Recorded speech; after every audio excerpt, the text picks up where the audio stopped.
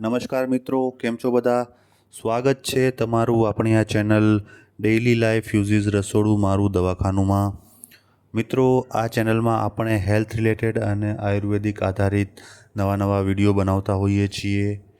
તો તમે આ ચેનલને સબસ્ક્રાઈબ ન કરી હોય અથવા તો તમે આ ચેનલ પર નવા હો તો આ ચેનલને સબસ્ક્રાઈબ કરી લેજો અને ઓલ બટન ઉપર ક્લિક કરજો, જેથી આવનારા અમારા તમામ વિડીયોઝની તમને ઇન્સ્ટન્ટ નોટિફિકેશન તમારા મોબાઈલ અને લેપટોપમાં મળી રહે.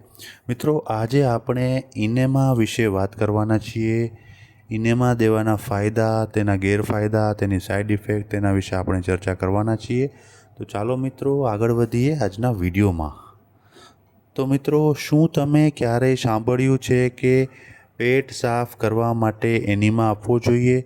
ઘણા લોકો કહે છે એનીમા કરવાથી શરીર ડિટોક્સ થાય છે, કબજિયાત તરત દૂર થાય છે, શરીર હળવું લાગે છે. પણ સવાલ છે કે શું આ સાચું છે? શું એનીમા દરરોજ લેવો સલામત છે કે પછી એક ખોટી હેલ્થ હેબિટ છે?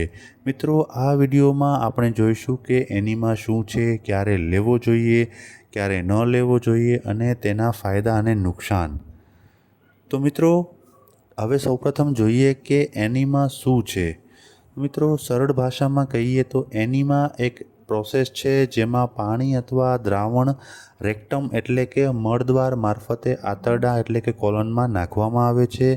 આનો મુખ્ય હેતુ પેટ સાફ કરવો, કબજિયાત દૂર કરવી, મેડિકલ પ્રોસેસ પહેલાં આંતરડા સાફ કરવા વગેરે હોય છે. મિત્રો, હોસ્પિટલમાં આનો ઉપયોગ સામાન્ય રીતે થાય છે તે સર્જરી પહેલાં, ડિલિવરી પહેલાં અને કોલોનોસ્કોપી પહેલાં થાય છે.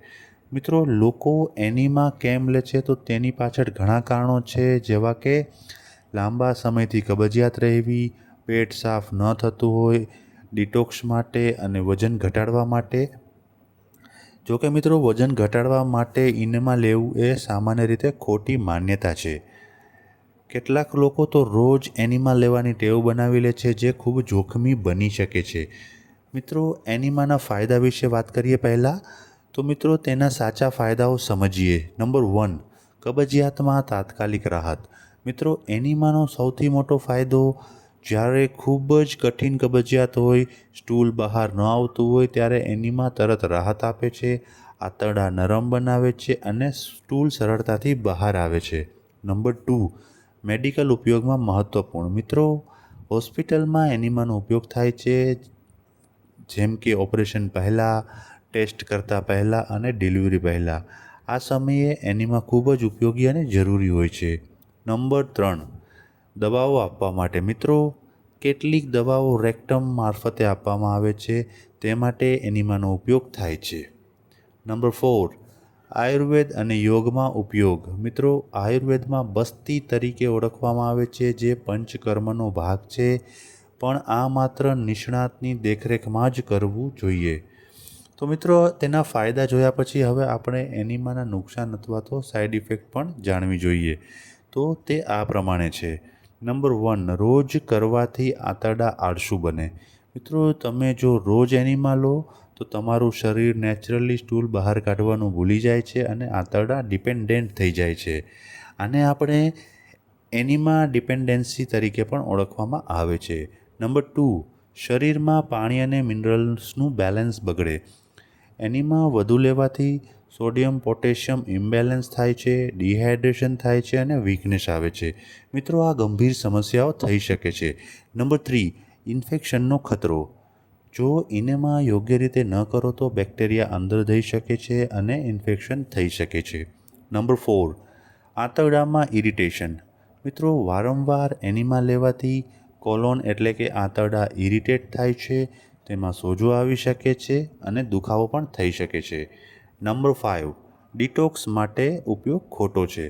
તો મિત્રો, ઘણા લોકો એવું માને છે કે એનીમા એટલે કે શરીરની સફાઈ, પણ સત્ય શું છે? મિત્રો, આપણા લીવર અને કિડની પોતે જ ડિટોક્સ કરે છે. કાયદેસર રીતે આપણે એનીમાની જરૂર હોતી નથી. તો મિત્રો, હવે જોઈએ કોણે એનીમા લેવો જોઈએ. તો જેને ખૂબ જ કઠિન કબજિયાત હોય, જેને ડૉક્ટર સલાહ આપે ત્યારે અને જેમને મેડિકલ પ્રોસેસ પહેલાં જરૂર હોય, તેમણે એનીમા લેવો જોઈએ. મિત્રો, હવે જોઈએ કે કોણે એનીમા ન લેવો જોઈએ. તો મિત્રો, રોજના ઉપયોગ માટે એનીમા ન લેવો જોઈએ.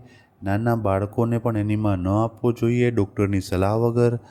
ગર્ભવતી મહિલાઓએ એનીમા ન લેવો જોઈએ. જેને આંતરડાની બીમારી હોય તેણે પણ એનીમા ન લેવો જોઈએ. મિત્રો, કેટલા સમય પછી એનીમા લેવો યોગ્ય છે? મિત્રો, ક્યારેક જરૂર પડે ત્યારે એનીમા લેવો જોઈએ. તેને રેગ્યુલર હેબિટ તરીકે આદત પાડવાની ઘણા બધા નુકસાન થઈ શકે છે. મિત્રો, ઘરેલું ઉપાય જણાવીએ તો એનીમા કરતાં બીજા ઘણા ઘરેલું ઉપાય છે જેના વિશે પણ આપણે વાત કરીએ છીએ. તો તેમાં છે નંબર 1, ફાઇબરવાળો આહાર. મિત્રો, એનીમાની બદલે જો આપણે આપણા ખોરાકમાં લીલા શાકભાજી, ફળ, દાળ વગેરે ફાઇબરયુક્ત ખોરાકનો ઉપયોગ કરશું તો આપણને એનીમા લેવાની જરૂર નહીં પડે. મતલબ કે આપણા શરીરમાં નેચરલી રીતે સ્ટૂલ પાસ થશે. નંબર 2, પાણી વધારે પીવું. મિત્રો, દિવસમાં 2 થી 3 લીટર ઓછામાં ઓછું પાણી પીવું જોઈએ. જો તમે આ રીતે પાણી પીશો તો તમારે એનીમા લેવાની જરૂર નહીં પડે. નંબર 3, વોક કરવું. મિત્રો, ખાસ કરીને જમ્યા પછી વોક કરવાથી ડાયજેશન સિસ્ટમ સારી રહે છે અને તમારે કબજિયાત થતી નથી. પરિણામે એનીમા લેવાની જરૂર પડતી નથી. નંબર 4, યોગ. મિત્રો, યોગમાં પવન મુક્તાસન અને ભુજંગાસન આ 2 આસન કરવાથી તમારું ડાયજેશન સિસ્ટમ બહુ જ સ્ટ્રોંગ થાય છે અને પરિણામે તમારે એનીમા લેવાની જરૂર પડતી નથી. નંબર 5, નિયમિત સમય. મિત્રો, દરરોજ એક જ સમયે ટોયલેટ જવાથી તમારા બોડીમાં એક નિયમિતતા આવી જશે અને પરિણામે કબજિયાત થવાના ચાન્સીસ ઓછા રહેશે અને એનીમા લેવાની જરૂર નહીં પડે. મિત્રો, હવે બીજી અમુક મહત્ત્વની બાબતો જાણી લઈએ. મિત્રો, એનીમા કોઈ જાદુઈ ઉપાય નથી. તે માત્ર એક તાત્કાલિક સોલ્યુશન છે. જો તમે વારંવાર તેનો ઉપયોગ કરો છો તો આ સમસ્યા વધારે મોટી બની શકે છે. તો મિત્રો, આપણે આજના વિડીયો પરથી એવું કહી શકીએ કે એનીમા ક્યારેક ઉપયોગી છે પણ રોજ માટે ઉપયોગી નથી. તે કબજિયાતમાં મદદરૂપ થઈ શકે છે પણ ક્યારેક ડેઇલી હેબિટ તરીકે તે ખોટું છે. તમારા શરીરને નેચરલ રીતે કામ કરવા દો. તે દરેક વસ્તુનું સોલ્યુશન શરીરમાં મળી જશે. તો મિત્રો, આશા રાખું છું કે આજનો આ વિડીયો જોયા પછી તમને એનીમા લેવાના ફાયદા, ગેરફાયદા, દરરોજ એનીમા લેવું જોઈએ કે નહીં, આવી ઘણી બધી બાબતો વિશે અને એનીમા માટેના ઘણા બધા પ્રશ્નો વિશે અગત્યની માહિતી મળી હશે અને તમારા પ્રશ્નોના જવાબ મળ્યા હશે. જો તમને આ વિડીયો પસંદ આવ્યો હોય તો લાઈક કરો, કોમેન્ટ કરો અને તમારા મિત્રો અને પરિવારજનોમાં તેને અચૂકપણે શેર કરો જેથી તે લોકો પણ આ એનીમા વિશેની અગત્યની માહિતી જાણી શકે. મિત્રો, તમે અન્ય કોઈ વિષય ઉપર વિડીયો જોવા માગતા હો તો મને કોમેન્ટમાં લખો જેથી હું તે વિષય ઉપર વિડીયો બનાવવા માટે ચોક્કસ પ્રયત્ન કરી શકું. તો ચાલો મિત્રો, આવી જ રીતે જોતા રહેજો. ફરી મળીશું એક નવા વિડીયો સાથે, એક નવી ઉર્જા સાથે. ત્યાં સુધી આવજો.